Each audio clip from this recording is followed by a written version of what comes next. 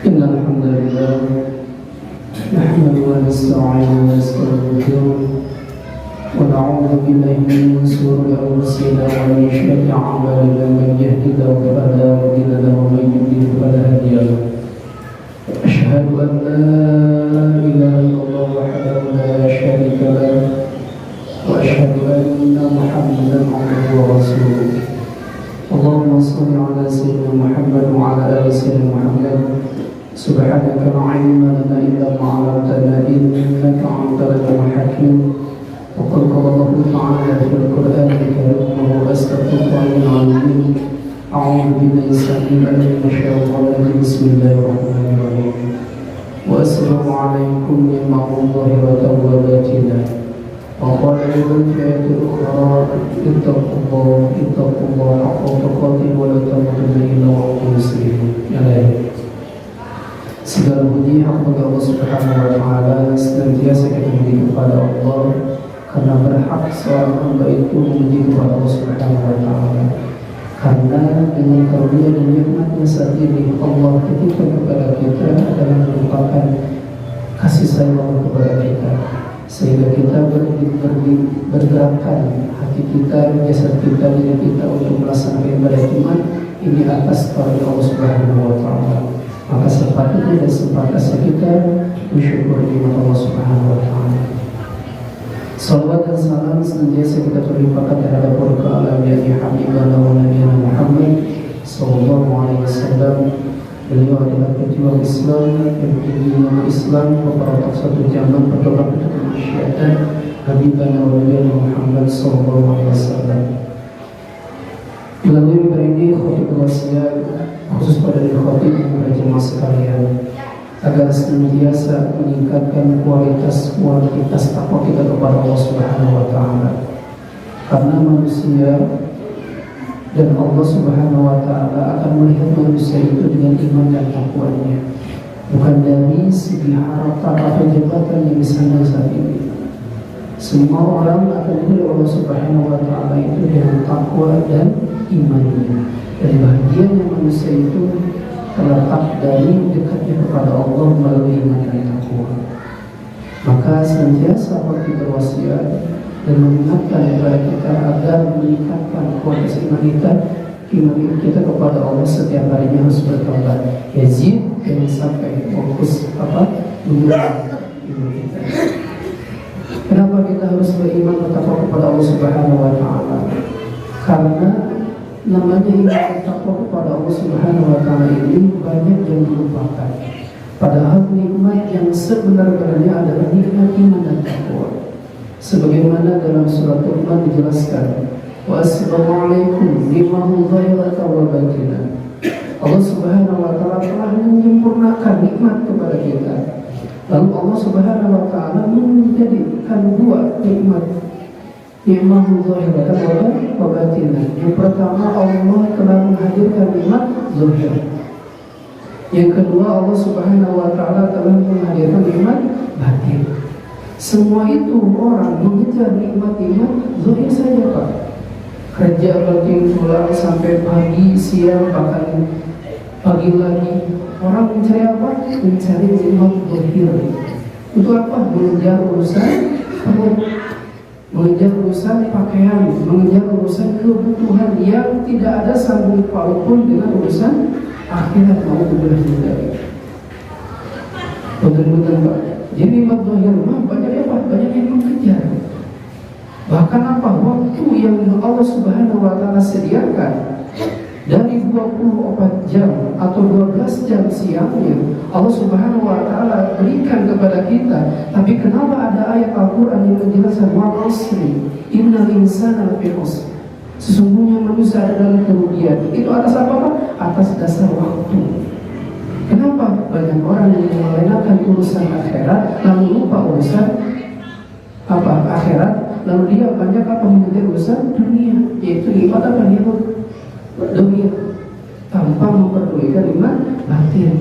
Padahal iman batin itu kalau kita kejar, Pak, urusan makan itu pasti ujung-ujungnya ada kotorannya.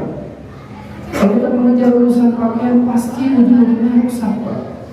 Urusan kendaraan pasti rusak. Kendaraan, rumah, istri, bahkan akan ditinggalkan. itu hal yang yang akan merusakkan, yang tidak akan selamanya langgeng. Urusan apa? Nikmat badir. Tapi kenapa nikmat badir orang banyak banyak terlena, banyak meninggalkannya, padahal itu yang paling utama. Allah akan menerima pahala kita kalau kita mempunyai nikmat batin. Apa? Urusan iman.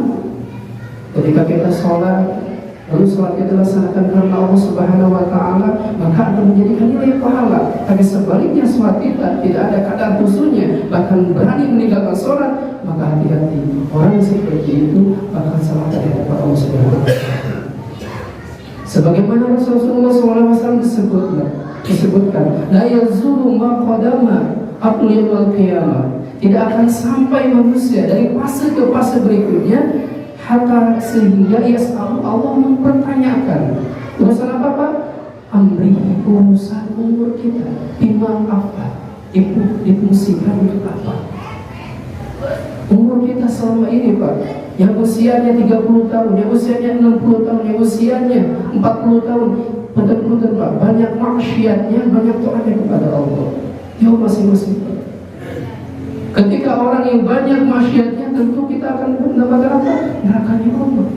Tapi sebaliknya orang yang berbanyak taat kepada Allah, maka otomatis dia akan mendapatkan ridha Allah Subhanahu wa Ta'ala dan memasukkan ke surganya Allah. Nah, perhatikan Pak, selama 24 jam atau 12 jam siangnya Pak, berapa menit kita dekat dengan sama Allah? Berapa jam kita dekat sama Allah? Kalau misalkan kita sholat 5 waktu itu, satu waktu itu 5 menit, 5 menit, berarti dikali 5 itu 25 menit. Dari 24 jam Allah meminta kepada kita untuk khusyuk 25 menit. Pertanyaannya, kita senantiasa kalau kita sholat, apakah datang khusyuk kita kepada Allah? Lalu pantaskah kita masuk surga? Belum tentu kalau misalkan kita sholatnya ala kadarnya. Allah akan mempertanyakan urusan umur kita. Yang kedua, Allah Subhanahu wa Ta'ala akan mempertanyakan kepada kita an ilmihi, urusan ilmu. Hati-hati Pak, urusan ilmu bima aflah, difungsikan atau dilaksanakan atau dikerjakan untuk apa? Hati-hati Pak. Ketika kita punya ilmu, itu bukan tugas ustaz saja Pak. Sebagai orang yang muslim, itu berhak menyampaikan mana yang hak, mana yang batil. Kalau misalkan kita tidak bisa menyampaikan untuk orang lain, maka untuk diri sendiri. Minimal sholat kita pakai ilmunya Pak. Ketika takbir, minimal tahu syarat takbir itu seperti apa. Kalau misalkan kita tidak tahu, minimal juga. Kalau misalkan kita tidak tahu rukun sholat itu seperti apa. Jangan sampai abang-abang Pak. Karena kalau sholat pakai ilmu dan sholat yang tidak pakai ilmu itu akan berbeda. Baca Quran pun kalau misalkan pakai ilmu dan tanpa pakai ilmu itu akan berbeda. Ketika orang baca Quran dengan ilmunya, maka 10 ganjaran, 10 pahala setiap hurufnya. Tetapi orang yang membaca Al-Quran tanpa pakai ilmu itu 1 pahala. Masih Allah memberikan apa? Pahala untuk kita. Yang paling jelek itu orang yang gak pernah baca Quran. Jangankan mengamalkan isi Al-Quran, baca Al-Quran pun jarang Pak. Dan pertanyaan kita, padahal sehari kita berapa ayat baca Al-Quran? Berapa juz kita baca Al-Quran? Padahal itu menjadi apa? Dalil muttaqin, petunjuk bagi orang-orang yang bertakwa. Ketika kita kebingungan, maka dekatlah Al-Quran. Jangan menghafalnya, bacalah, amalkan isi Al-Quran. Kenapa Allah Subhanahu wa Ta'ala banyak dalam surah Al-Quran disebutkan walaqad yassarna Al-Qur'ana lidhikri mudzakkir.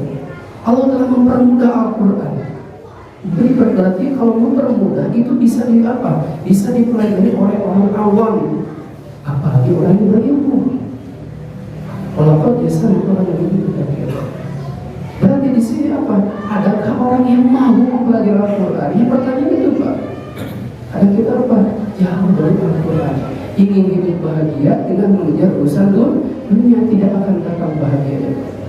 Kalau misalkan kita ingin bahagia mengejar urusan akhirat, maka sedikit harta yang kita dapatkan, maka akan datangnya rasa syukur kita kepada Allah. Walaupun banyak harta yang kita dapatkan, tapi jauh dari Allah Subhanahu wa Ta'ala, maka sedikit syukur kita kepada Allah, bahkan akan datangnya laknat Allah Subhanahu wa Ta'ala. Na'udzubillah min dzalik. Hati-hati berurusan ini. Nah, yang ketiga, Allah Subhanahu wa Ta'ala di dalam hadis Rasulullah SAW akan mempertanyakan kepada kita urusan apa? Al-malihi, urusan harta kita. Di sini ada dua pertanyaan, Pak. Kenapa dua pertanyaan? Urusan harta ini beda sama dengan yang tadi dua, Pak. Kalau tadi nanyain fungsi kita, jasad apa? Ini kita, waktu kita difungsikan untuk apa? Umur kita atau ilmu kita digunakan untuk apa? Tapi urusan ilmu itu, urusan mali harta itu akan dipertanyakan dua hal. Min aina iktasabah, dari mana mendapatkannya, bima anfaqa, dari lalu kemana kita menyalurkannya. Hati-hati, Pak. Berarti di sini ketika kita mencari urusan apa, harta, maka harus menjadi harta yang halal, cari yang halal. Kalau misalkan kita mencari harta yang halal, maka tentunya tidak akan datang kebahagiaan. Akan datang bahagia, tapi kebahagiaan yang membisu, yang apa? Yang membohongi diri kita. Yang kedua apa? Ketika dapat harta lalu menyampaikannya, lalu menyalurkannya kemana? Jangan sampai kita mencari harta banting tulang dengan harta yang halal, tapi dikeluarkan dengan harta yang haram. Atau sebaliknya, kita mencari harta yang haram, tapi apa? Dikeluarkan dengan yang halal. Itu tetap salah. Jadi harus seimbang jalan antara yang mencarinya yang halal dan dikeluarkan dengan yang halal. Itu yang Allah Subhanahu wa Ta'ala inginkan. Karena urusan harta itu akan mengusik keluarga kita menjadi orang yang beriman atau jauh dari keimanan kepada Allah Subhanahu wa Ta'ala. Karena apa? Dalam ayat Al-Quran yang disebutkan, ya ayyuhalladzina amanu qu anfusakum wa ahlikum nar. Hai orang beriman, jagalah keluargamu dari neraka. Berarti di sini maksudnya apa? Jagalah keluargaku dari api neraka.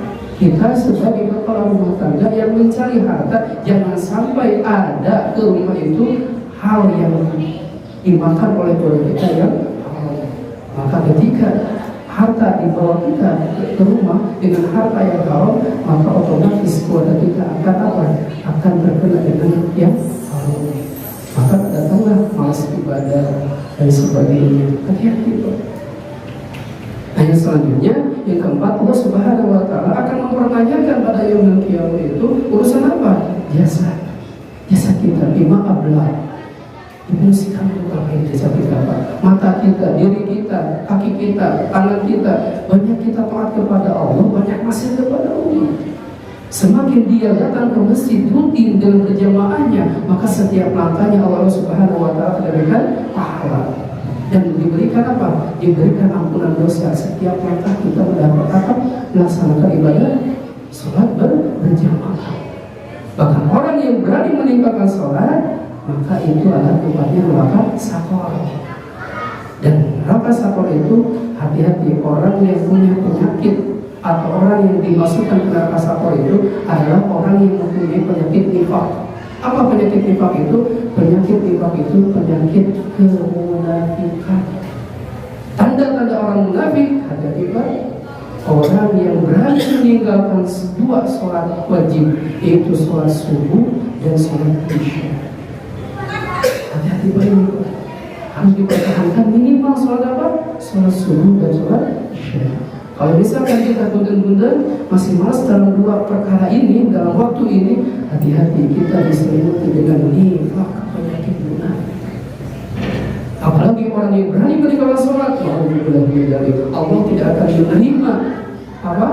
Tidak akan menerima pahala kita, bahkan iman kita selama 60 hari.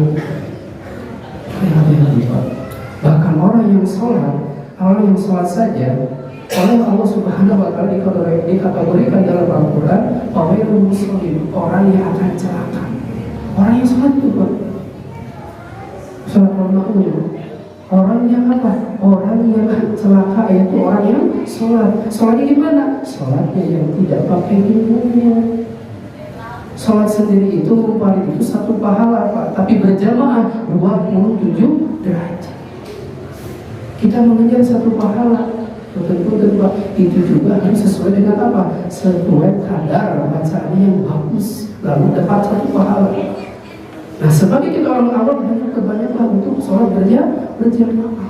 Karena berjamaah itu akan mendatangkan beribu-ribu pahala, bahkan beratus juta pahala. Maka di sini Pak, ada 4 perkara ini senantiasa kita apa? Dengar. Karena apa? Akan mendatangkan sifat iman dan takwa kita kepada Allah Subhanahu wa taala. Alhamdulillahirabbil alamin wa bihi nasta'inu wa sallallahu alaihi wasallam wa ala alihi wa sahbihi. Asyhadu an la ilaha illallah wa la syarika lahu wa asyhadu anna Muhammadan abduhu wa rasuluh. Allahumma shalli ala sayyidina Muhammad wa ala ali sayyidina Muhammad. Ittaqullah haqqa tuqatih wa la tamutunna muslimin. Sebagaimana dalam hadis Rasulullah SAW, Allah Azza wa Jalla yu'ti dunya ma yuhibbu ma la yuhibbu. Setiap urusan dunia Allah akan diberikan kepada orang yang dicintai, bahkan orang yang tidak dicintai. Itu urusan dunia Pak. Tapi yu'ti urusan agama Allah tidak akan diberikan kepada orang yang tidak dicintai. Berarti khusus untuk agama itu hanya orang yang dicintai oleh Allah Subhanahu wa taala. Yang harus kita kejar adalah urusan apa? Urusan cinta kita kepada Allah. Maka rawatlah agama Islam itu dengan merawat sebaik-baiknya kita, sebagaimana kita merawat keluarga kita, diri kita. Orang yang betul-betul, kalau misalkan orang keluarga kita terluka, maka kita akan senantiasa terluka. Nah, senantiasa kalau misalkan ada iman di dalam diri kita, ketika saudara kita sesama muslim tidak diajar, contoh di Palestina, maka ada kategori iman di dalam diri kita, berarti di sini kita mempunyai apa? Mempunyai kadar iman. Maka urusan ini senantiasa kita apa? Kejar, tapi dengan ridhonya Allah Subhanahu wa taala. Tapi yang harus kita perhatikan adalah nikmat, yaitu nikmat batin yang akan mengarahkan kita kepada kebahagiaan dan menjadikan kita menjalankan beriman kepada Allah Subhanahu wa taala. Mari kita berdoa kepada Allah, kita berdoa kepada Allah Subhanahu wa taala untuk kekuatan iman dan takwa kepada Allah Subhanahu wa taala. Allahumma shalli ala